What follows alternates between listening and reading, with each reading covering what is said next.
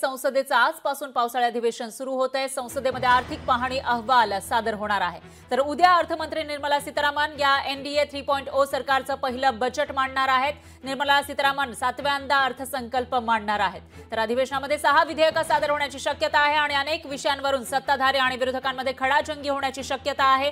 तर काही दिवसांपूर्वीच अधिवेशन सुरू झालं होतं। या अधिवेशनामध्ये विरोधकांनी सत्ताधाऱ्यांना घेरलेलं होतं आणि आता अर्थसंकल्प मांडला जाणार आहे उद्या। तर आज आर्थिक पाहणी अहवाल सादर केला जाईल आणि त्यावरून सुद्धा विरोधक सरकारला घेरण्याची शक्यता आहे। दरम्यान उद्या जो अर्थसंकल्प मांडला जाणार आहे त्यामधून देशातील लोकांना नेमकं काय मिळणार याविषयी उत्सुकता निर्माण झालेली आहे।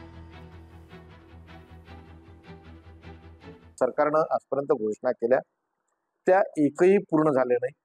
शेतकऱ्याच्या मालाला दुप्पट भाव हा जो शासनाची घोषणा होती ती हवेतच अजूनही विरलेली आहे। ज्याला मिनिमम प्राइस म्हणतात ते अजूनही शेतकऱ्यांना मिळाले नाही। म्हणून शेतकरी हा डोळ्यासमोर ठेवला गेला पाहिजे। हा कृषी प्रधान देश आहे। शेतकरी हा जगाचा पोशिंदा आहे। म्हणून शेतकऱ्यांना प्राधान्य दिलं गेलं पाहिजे। या